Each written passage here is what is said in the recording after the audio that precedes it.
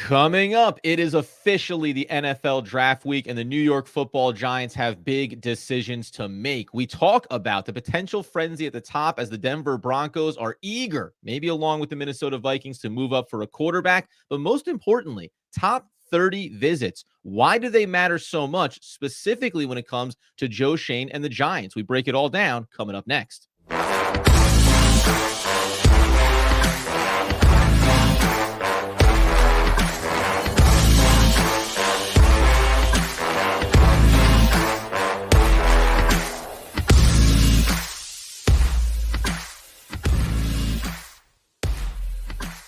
Yes, sir. It's OGP, the One Giant Podcast, where you know that we are your host. Over here, Adam Armbrecht. Over there, Andrew Makowitz. We're healthy, we're wealthy, we're wise, and we are in draft week officially. A lot that we want to get to here, Andy, specifically around the top 30 visits, how important they've been to Joe Schoen's era for New York. But before we do, there's this QB frenzy. The top 4 picks of the NFL draft have all been building up. And I'm curious if you'll agree with me about how the Giants could still end up kind of missing out on the entire journey to who's going to land JJ McCarthy. It is going to be interesting. Obviously, you're hearing all the rumors about the Giants liking JJ McCarthy. Jordan Renan's podcast, Adam, we were talking pre-show. They did a really good job breaking down that the Giants like him. If he's there, they will take him. It's just a matter of will they move up? Do they have the ammo to move up? Will he be there at 6 if they stay? It's interesting specifically around JJ McCarthy because it feels like the top of the draft is starting to solidify itself, at least with Caleb Williams going 1. It seems like Jaden Daniels is trying to force his way out of Washington, but he doesn't really have a choice. He can't just say, I want to go to the Raiders to be with Antonio Pierce. That's not how the draft works, but it feels like the first couple of spots are going to be solidified. And to everyone's point, it feels like the top 3 picks are going to be quarterbacks. Maybe the top 4 picks are going to be quarterbacks. And that's where it gets interesting for the Giants, especially with the speculation that's coming out of Denver, right? Yeah, and we already knew that Minnesota made their move. They have 23, they have 11, so they feel like they were positioned to maybe make a big move if they wanted to in the draft. But then over the last couple of days, at the end of last week, it started to come out that Denver Broncos are putting together a real package. They want to get up there. They want to get the 4th quarterback, JJ McCarthy, and they're willing to offer the 12th overall pick this year, a first-round pick next year, and interestingly for the New York Football Giants, who happen to need a cornerback, Patrick Surtain II, all in an effort to get up the board. Point stop right there. Very enticing package, right? I mean, most Giants fans across social media were like, yep, we'll do it right now. All of a sudden, I think you and I included, were like, listen, we love Odunze, but if we're talking about getting an extra first-round pick and a starting cornerback, I think we have to reevaluate our priorities. Not even just a starting cornerback. Multi-Pro Bowler, all-pro cornerback. Awesome, right? You're basically saying, we get an elite talent across the side of the field from Deonte Banks. Yeah, send the paperwork, Joe. Send it in. We're all excited about it. But I think as we were getting excited and you see how lopsided and everyone was saying, the Giants should do this, you brought up an interesting point about what probably removes the Giants from even having this type of conversation. Yeah, I jump in the waters with this, but almost probably 90% of the time, right? And then I'll back myself off for a second and decide whether or not I really love Odunze and all that type of stuff.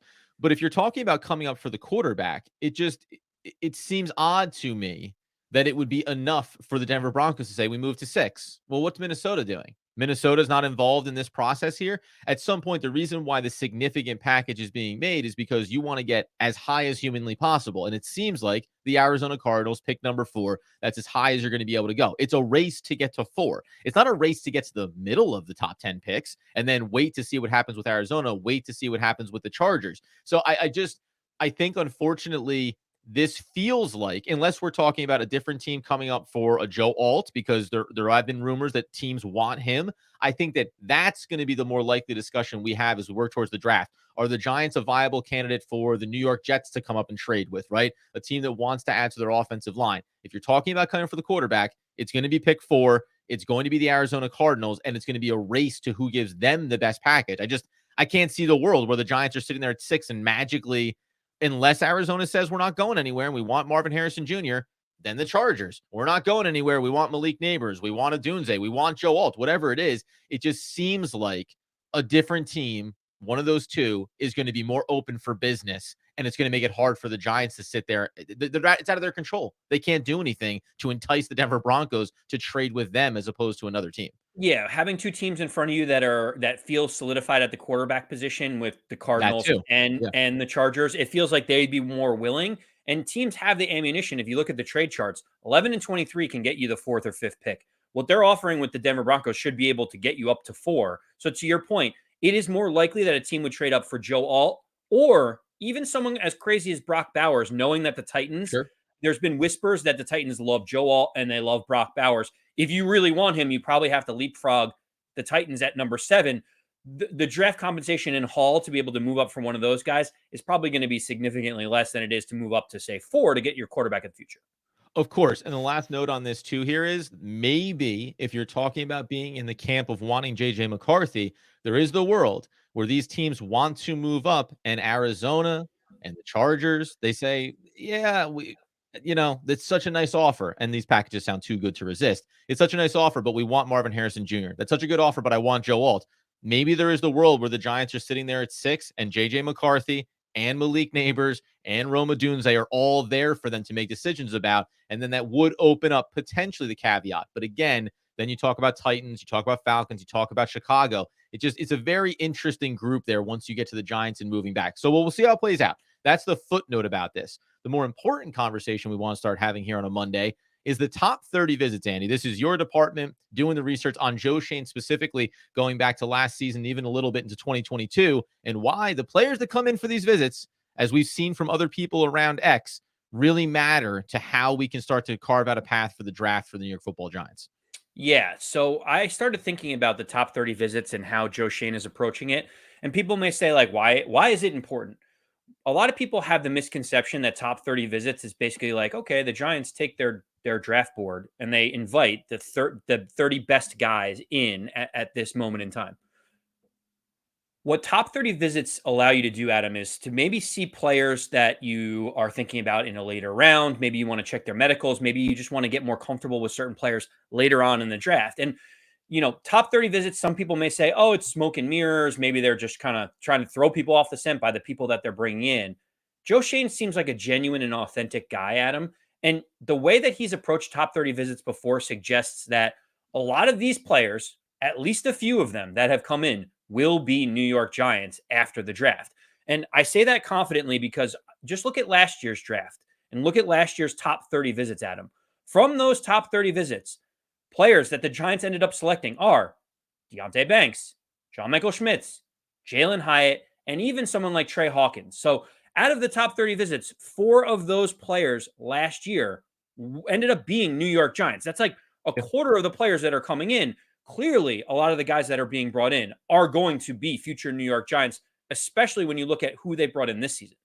Yeah, and we're going to get into today talking about QBs, talking about the wide receiver rooms. Then it gets interesting, and we'll allude to this about the other positions that have been brought in here. But then more specifically, as you say, because it's not about the elite talents that you're trying to bring in. It's just about getting yourself in front of these players, having conversations, dinners, otherwise, and seeing how they make fit, and then setting the table for the entire spectrum, first round all the way to the last round, and even into undrafted free agent rookies. And positionally, there starts to be a bit of a roadmap here that we can look at the draft and say it's probably likely that the Giants are looking to do this at the top. These positions do not seem to matter nearly as much when you get to the middle rounds. And it does make it a little bit easier, I think, to start to look and say, what do they intend to do in order to craft a roster coming out of this draft that's going to make a lot of sense for them? We'll start to get in. We're going to start with QBs, but any final top 30 notes you want to hit before we dive in? Yeah, 2 quick notes. If you look back to 2022, Joe Schoen Yes. was consistent again, Adam. 3 of the top 30 visits ended up being New York Giants. That's Kayvon Thibodeau, Evan Neal, and Cordell Flott. So you see Trey Hawkins was drafted late. You see Cordell Flott was a mid-round pick. Jalen Hyatt was a mid-round pick. It's not just the top first or second round picks that Joe Schoen's bringing in. He's shown that he wants to be able to see it. And the last thing I was going to say is, as you mentioned, it informs a lot of where they're thinking about certain players and, that potentially could be drafted.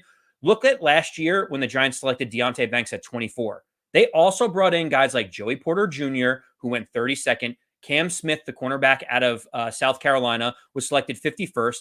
And Emmanuel Forbes went 16 to the Washington Commanders. He came in for a top 30 visit. So you can see that Joe Schoen has an approach where like he bunches players at certain positions, thinking tactically how the draft board may play out. It's why we want to focus in these specific positions, because I think who he's bringing in and how he's bringing them in informs a lot of where Joe Schoen and the New York Giants are at. That's why coming up here in a second, QB room. Yes, top of the draft, JJ McCarthy, all of the buzz. But the Giants and Joe Schoen have seen just about everybody that they could possibly take at the position. We'll dive in on how that plays itself out, plus the wide receiver rooms, all coming up in just one moment. Okay, so as we dive in on the QB conversation, we remind you today's episode is brought to you by Pietential, Pietential. That spells Pietential.com. It's an online assessment tool, basically a simple survey, free for individual users, that goes ahead and gives you a wellness assessment. It sets benchmarks, gives you tools to improve, and also tracks your progress over time. It's a really great, from a lighthearted way, tool that all the wide receivers and owners and coaches should be using during the NFL draft, but on a personal level, something that you can use day to day, week to week, month to month to make sure that you're checking in with yourself and progressing along your little life journey in the best way possible. Check out Pietential, Pietential today. Okay. So beyond all of these top quarterbacks, and even though we know they did their due diligence as well on Drake May and every single person has been into this room, when we talk about quarterbacks and we talk about top 30 visits, the Giants essentially brought in every human being under the sun, Andy. They did, Adam. It's funny that you say that, because I've been someone that's kind of been like, oh, it's a little bit of a smokescreen. Joe Schoen is just bringing these guys in. I'm here, hand up, to admit, after going through all the top 30 visits and seeing that, like, they saw JJ McCarthy not also at the combine. They went to his pro day. They brought him in for a top 30 visit. They made pancakes with JJ McCarthy's family. Like, Yep. clearly you don't spend that much time and do this much homework if you're not actually serious about addressing the quarterback in the draft. So, hand up, I kind of thought it was a little bit, maybe he's trying to give the illusion so that he gets more power and people want to trade up into 6. I kind of don't believe that anymore, because as you mentioned, Adam, it is not just about the top 3 guys. In terms of Caleb Williams, they didn't even bring him in because he's presumptive number 1 overall pick. They obviously brought in Jaden Daniels and Drake May, but Adam, they also brought in the next 3 or 4 guys on NFL Draft Buzz in terms of ratings, in terms of Michael Penix Jr., JJ McCarthy, Bo Nix, and your favorite prospect in the draft, Spencer Rattler. And so when Good you Lord. bring in all 7 of the top guys on NFL Draft Buzz, clearly your intent is to figure out if you can address it not only in the first round, but potentially after pick number 6. Yeah, so I think it's fine that the Giants, not fine, I guess it's informative the Giants bring in all these players. Top of the draft, JJ McCarthy, that's been all the buzz of late. We said Drake May got a little bit of traction for a while there, but it seems like he's cemented as being one of the top 3, obviously. So, okay, JJ McCarthy. And when you go over to NFL.com and look at the prospect grades, which, hey, if I'm going to trust somebody, I'll trust the organization, for a 6.40 prospect grade. So effectively, when you talk about breaking down like where these players slot into, a 6.40 is just above of, will eventually be a plus starter. By the way, I find something really interesting about when you get into 6.40 to 4.9 will become a good starter within 2 years. That's a nice timeline for a JJ McCarthy. 6.5 to 6.6 though, Andy, that's boomer bust territory. I don't know why I'd rather than be lower. Don't be a 6.5 to 6.6 prospect, because apparently it increases the likelihood that you could be a bust. So JJ is in that range. Within 2 years, young quarterback, he can be there and develop into a starter. But what's interesting is that Bo Nix out of Oregon is a 6.39 prospect grade.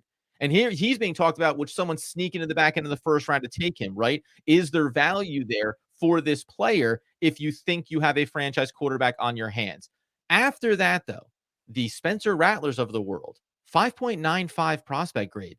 That's a interesting territory for me, where I have to ask the question, the confidence that we have in Brian Dable as a bit of a QB whisperer, do I need to adjust my mind to what any mid-round quarterback could be for this team relative to their age and what seems to be a journeyman backup kind of talent? That's my concern here, because after you get after maybe Bo Nix, let's say, I don't know Penix Jr. is in that mix, but I think he's going to end up going somewhere in the mid-first. What are we talking about? Wasting a 4th or 5th round pick on a guy that like is going to be the new Tommy DeVito? I'm not putting Spencer Rattler into that category, but it does raise my eyebrow with how much they've invested in looking at QBs. It's funny because you looked at NFL.com. If you look at NFL Draft Buzz, which is a website that I know you and I really Yeah. like the way that they break things down and they categorize things, it makes it very palatable and easy to discuss on a show like this. You know, when you look at how they have everyone rated, they have Caleb Williams rated as a 93.5. That is like out of this world good. When you look at Jaden Daniels, Drake May, and even Michael Penix, they're all within a point of each other from Mhm. 90.9 to 89.8.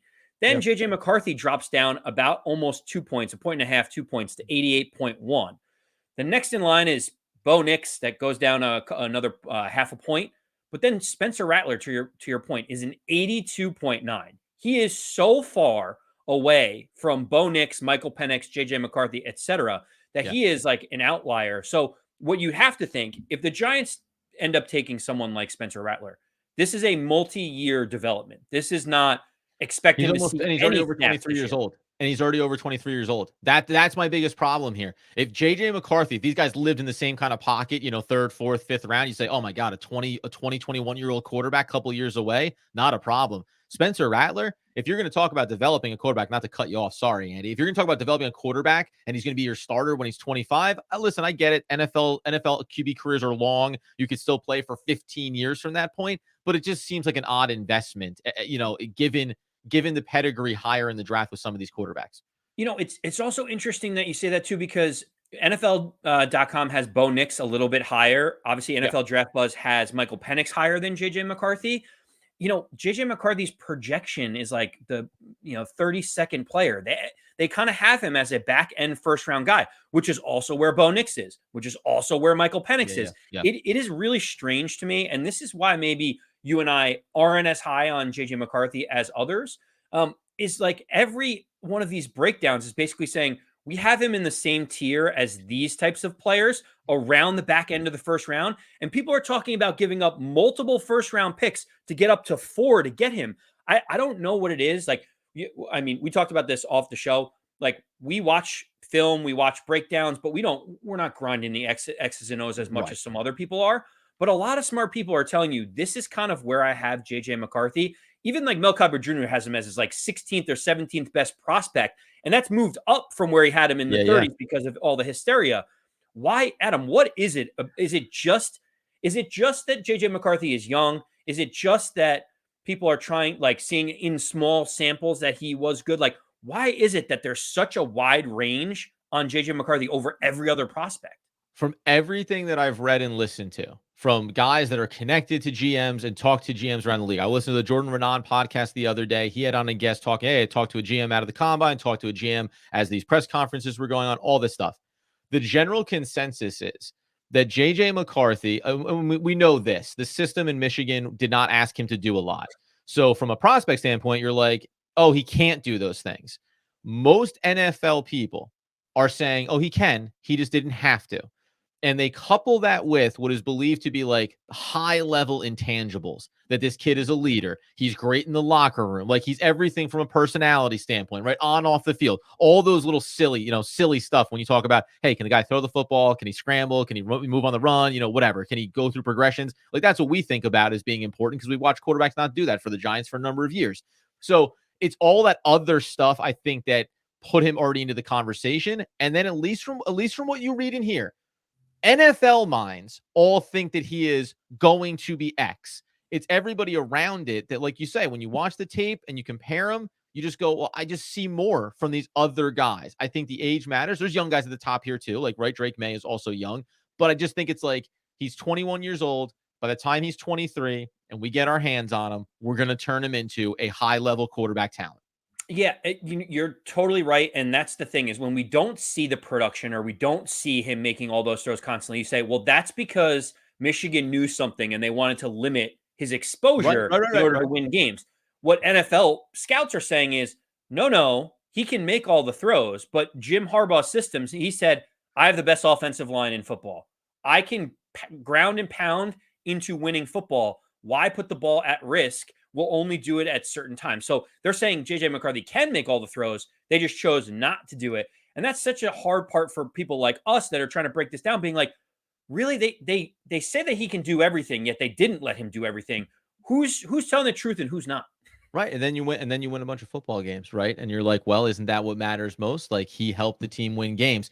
In the end, when it comes to this, what I will say is you go over and look at all of the quarterbacks that were brought in. Mentioned Bo Nix, brought in Michael Penix Jr., brought in Spencer Rattler. Spencer Rattler effectively represents the lowest ranked quarterback that they brought in. So using draft buzz for the model here, 114, 114, 117, fourth round, 117. That's the overall range that we're talking about. So when we talk about top 30 visits, talk about constructing the board here. What we can say is the Giants look like they definitely want a quarterback here. Although, and I think we both thought, smoke and mirrors to whatever extent, if not at the top of the draft. If they can't go get JJ, they're going to be in it. They're going to be thinking about it, moving back into the first round, maybe for a Bo Nix, for a Penix Jr., depending on how it breaks down. And then they will all the way to 107. They will be in the conversation for quarterback. And if we want to try to construct this thoughtfully, after that, no thank you. All the other prospects at the QB position are not going to be worth our time. And that's been kind of the perception that like Rattler represents the last viable candidate to be developed into a starter potentially. So the Giants did their due diligence on every single QB that they think could be brought in, developed, and turned into their next franchise guy. I have real pause around the idea that they would invest pick 107 in Spencer Rattler to have him come in and say, this is going to be the future franchise guy. I don't think Joe Schoen at that point would bother putting in draft capital on him. They just say, yeah, we wanted to get our guy. We couldn't get there, and we'll go ahead and we'll retool going into next season. That being the case, Andy, next up is wide receiver. And we, yes, get a ton of information out of these top 30 visits and really can paint a much even clearer and stronger picture, we think, about what Joe Schoen and the Giants intend to do. We'll get into that in just one moment.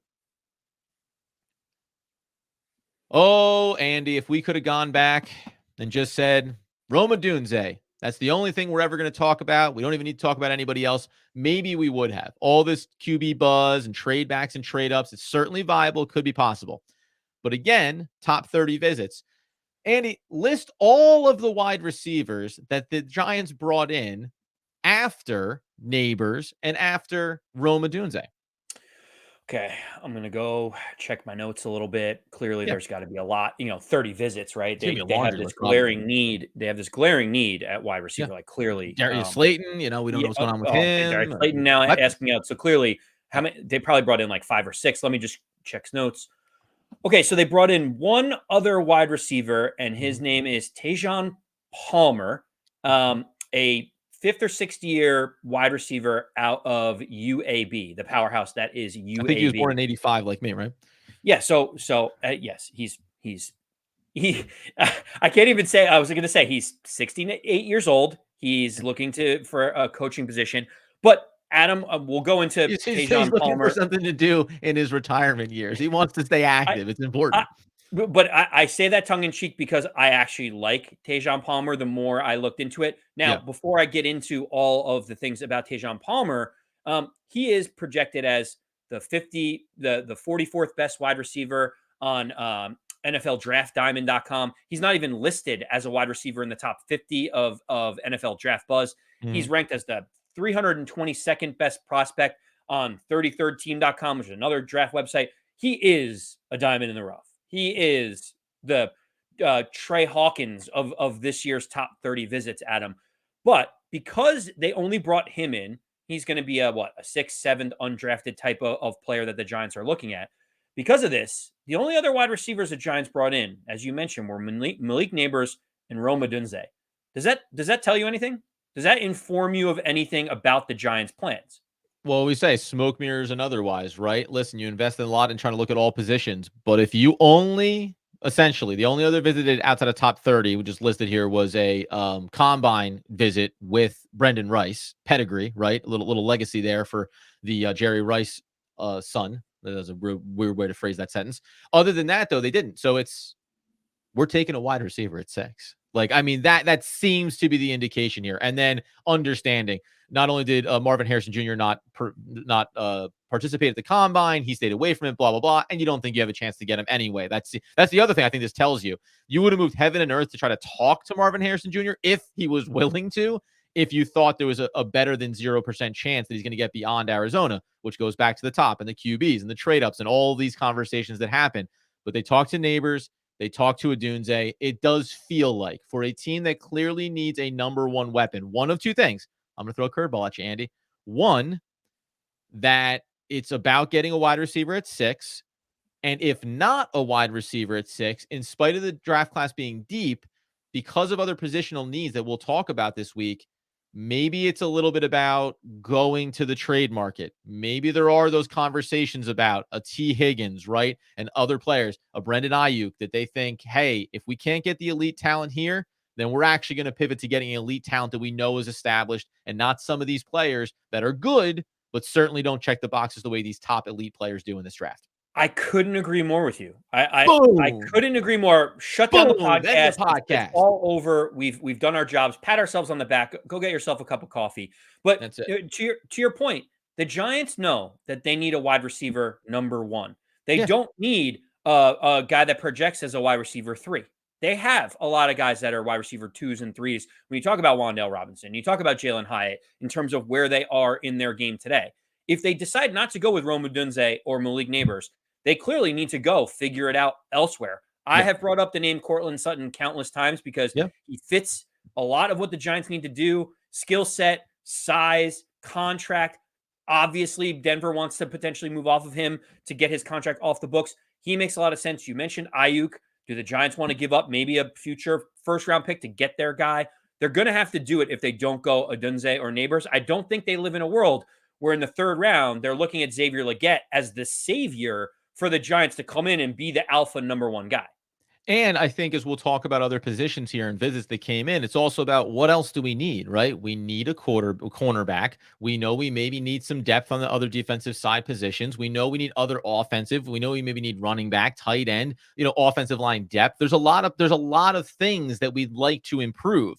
And even though it is a deep wide receiver class, you have to ask, yes, but better than getting X, right? More important than getting Y. So I did find that fascinating. When you broke down the top 30 visits, I was a little surprised. Now, by the way, the Giants draft other players that aren't top 30, like in their top 30 visits. Of course. But you're going to trust your board a lot more there. And I think what will be interesting when it comes to wide receiver, because I'll ask you this question.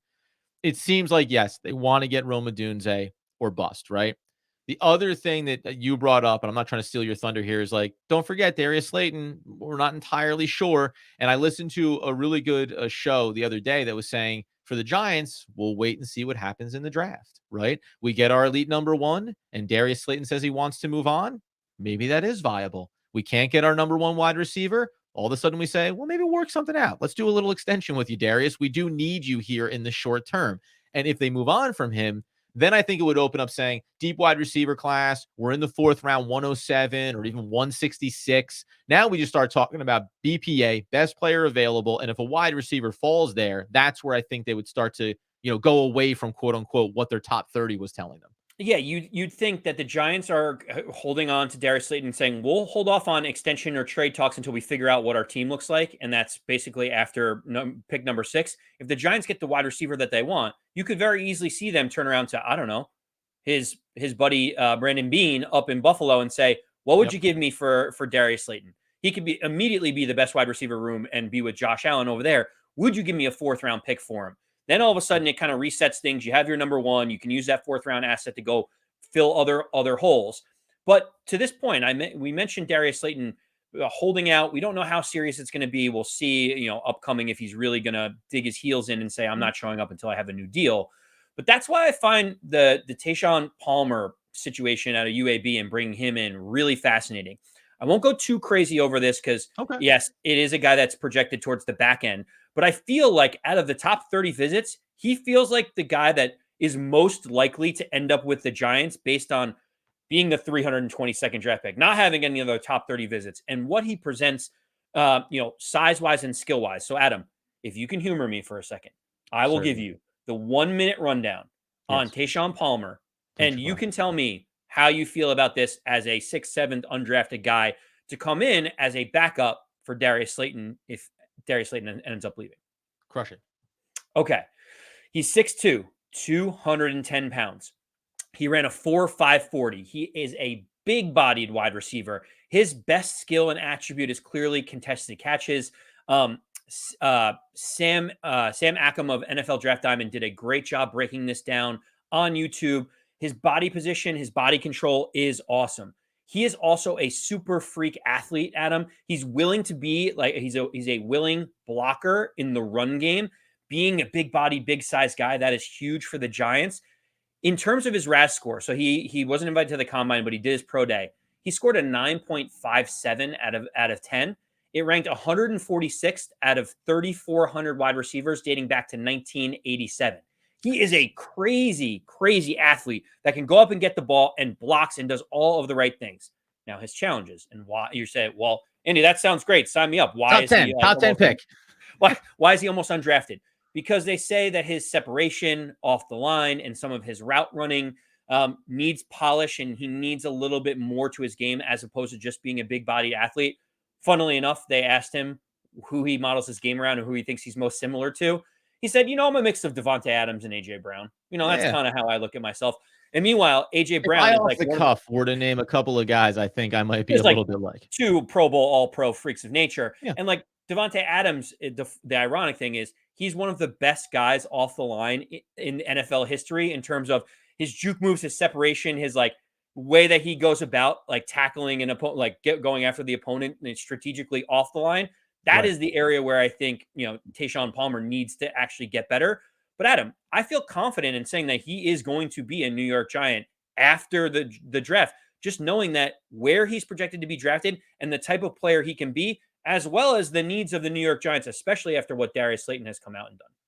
Yeah, I mean, listen, I think it's good to have your eyes on undrafted free agents, right? Sometimes the things that you do here are bringing in guys so you can say, hey, we want to have a conversation with you about our plans in the draft, right? We hear this all the time, especially as you get into that last day of the draft, you get into the 6th round, the 7th round, you start to hear all the coverage is always about, here's a guy, you start to make the phone calls ahead of time, because what happens the second the draft ends, all of a sudden you hear boom, boom, boom, players getting signed, undrafted priority free agents. We want to bring you in.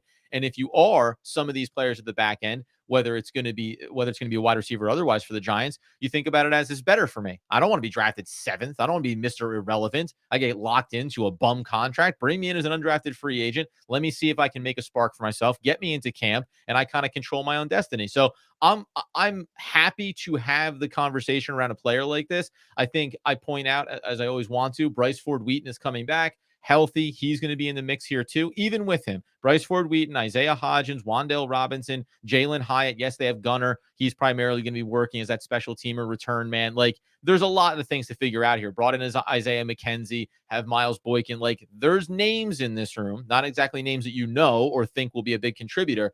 So I would earmark him as undrafted priority. I would not put him as a late draft pick because I just don't think it's not worth it. Why waste the capital on him? But get him into camp, see if he sparks, and he'll certainly be an interesting guy to watch. Most importantly is that because it feels like the Giants either, again, if the best player available falls to them, that's going to be interesting. But by and large, we're going to try to address this thing early in the draft, and then we'll try to flesh some things out because the thing they've missed is the number one. And if you're Joe Schoen, by the way, I've drafted a 2nd round wide receiver. I've drafted a 3rd round wide receiver. Now I want to get my elite talent in the room, and I kind of complete my set. You brought up Bryce Ford Wheaton. It's a good comp. He obviously suffered a torn ACL in the preseason game last year, missed the whole entire year. He's a 6'4", 225, big-bodied, strong guy. He does actually fit the same profile as Tejhaun Palmer, which is interesting, but maybe they bring him into your 6th, 7th round. Those guys are competing. What does Bryce Ford Wheaton's health look like? I'm excited to be able to bring him into the room. It feels like we need some new faces, and that's why the Giants have moved on from the Colin Johnsons and others that have been in the room for a while. But Adam, listen, these top 30 visits at the end of the day are very informative, especially with Joe Schoen's track record. And so for me, I look at a guy that is an outlier like Tejhaun Palmer and think, put that one in your back pocket so that when in the 6th or 7th round, or when you hear the signing, you're like, oh, they have familiarity with this guy. Why did they do it? We already have the answers to those questions. We will be, of course, as we lead towards draft night, putting out some of those little profiles. And one of the guys that was not in a top 30 visit, but I'll tell you, I will be doing a profile on, is going to be one Cornelius Johnson, the wide receiver out of Michigan. He is one of those athletic type of players, ran a 4.4 40 while being 6'3" and 212 pounds. 5-6 round range. Like, those are the kind of guys we're going to talk about here, specifically when it comes to wide receivers beyond those elite talents at the top, as well as every other position. Andy, trivia for you as we get out the door. Almost forgot to do it, but I want to make sure. Does Andy know, top of his head, when we say Who are the top 5 on NFL.com graded prospects coming into Thursday night's draft? Can you hit them for me? Ooh, that's a good question. All right. If I'm going to have to guess, I'm going to give it a Yes. shot. Here we In go. no particular order, I'm Okay. going to go with Marvin Harrison Jr., Caleb Williams, Joe Alt, Brock Bowers, and I don't know if I'm close, Jaden Daniels. Jaden Daniels is in there. Marvin Harrison Jr. is in there. Caleb Williams is in there. The number 1 graded prospect on NFL.com is Malik Nabers, 6.86 prospect. The number 2 is Marvin Harrison Jr., 6.83. The third highest graded, tied with Caleb Williams, is Odunze, 6.74 prospect grade, right behind Caleb. Jaden Daniels at 6.73. And guys like Brock Bowers, he's right there, about 7th, 6.71. So those guys are there. If you want Joe Alt, though, man, he's a 6.49 prospect, man. He's outside the top 10. I wouldn't even, honestly, I might not even waste a first-round pick on the guy. Jeez. Yeah, well, who would do that? You know, not an offensive line needy team like the Giants, for sure. No. But as the reminder, those are wide receivers that we talk about. Top 3 graded players in the draft, and the Giants can sit at 6 and get one of those elite talents. Odunze is where we've planted our flag. All the rest of the week, we said bonus prospects, video coverage, breaking down some of their tape. Look out for those. We'll get into the other top 30 visits that happened here from running back. There's another position that I mentioned over the course of this offseason that does seem to have gotten some traction here with these visits as well. Defensive line. I'll just go ahead and tell you now. We'll be breaking down all those, what it means, and shaping the rest of this draft before we get to Thursday night, where, yes, we will be doing some live coverage and reactions to what happens at the top of the draft. Hopefully, it's a feeding frenzy for the sake of all. Get us over on YouTube at One Giant Podcast. Get us over on X at One Giant Podcast, at AMAC214, and at Adam Armbrecht. And, of course, wherever you get your podcast needs fulfilled. Until next time, until the best times, as Andrew Makowitz would want, need, and nay, demand the people know. As always, let's go Big Blue.